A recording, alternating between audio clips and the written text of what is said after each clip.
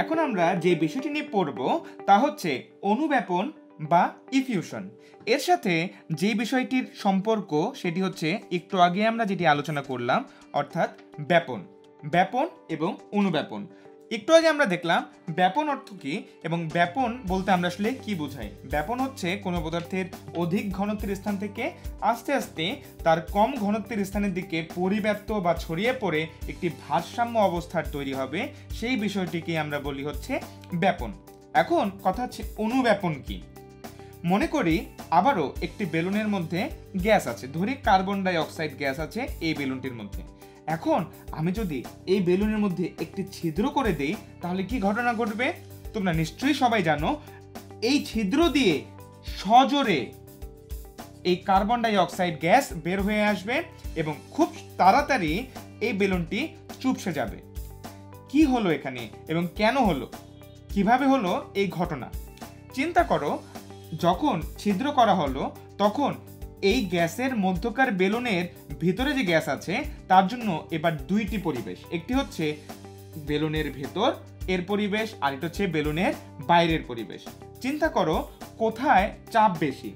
চিন্তা করো এই বেলুনের মধ্যে অনেকগুলো গ্যাসের অণু আছে এবং তারা অনবরত পাত্রের গায়ে অর্থাৎ বেলুনের গায়ে বল প্রয়োগ করছে এবং আমরা ইতোমধ্যেই পড়ে এসেছি যে কোনো গ্যাসের পাত্রের গায়ে একক ক্ষেত্রফলের উপর লম্বভাবে যে প্রযুক্ত বল সেটি হচ্ছে ওই গ্যাসের চাপ। এখন যেহেতু এই বেলুনটির মধ্যে অনেকগুলো কার্বন ডাই অক্সাইড গ্যাস আছে, তারা অনবরত এই বেলুনের গায়ে আঘাত করছে এবং অনেক বেশি চাপের সৃষ্টি করেছে। তার মানে আমি বলতে পারি গ্যাসের বেলুনের ভিতর চাপ অনেক বেশি। কিন্তু বাইরে যেহেতু এই গ্যাসের অণুগুলো খুবই কম পরিমাণে আছে এবং আমরা জানি বায়ুমণ্ডলে 0.036% হচ্ছে কার্বন ডাই অক্সাইড, সুতরাং অবশ্যই বাইরে কার্বন ডাই অক্সাইড গ্যাস আছে কিন্তু খুবই কম পরিমাণে। সুতরাং আমরা বলতে পারি বাইরে চাপ অনেক কম।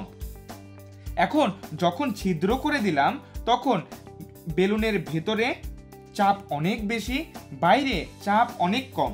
ফলে দেখা যায় এই গ্যাসের অণুগুলো এই সরু ছিদ্রের মধ্য দিয়ে সজোরে বের হয়ে আসে বাইরে, যেন তাদের মধ্যে এই চাপের মধ্যে আবারও ভারসাম্য তৈরি করতে পারে।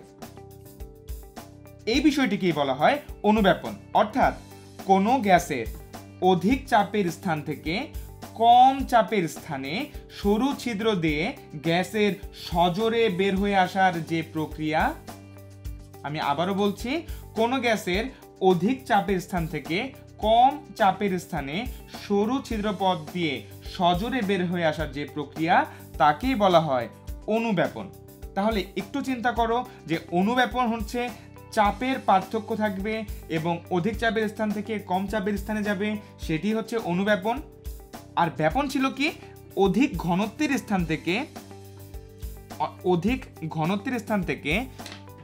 কম ঘনত্বের স্থানে ছড়িয়ে পড়ার যে প্রক্রিয়া।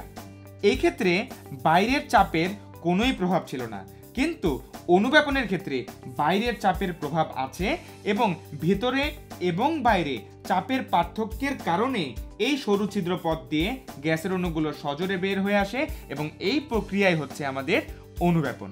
আশা করি সবাই বুঝতে পেরেছ ব্যাপন এবং অনুব্যাপন এবং তাদের মধ্যকার পার্থক্য।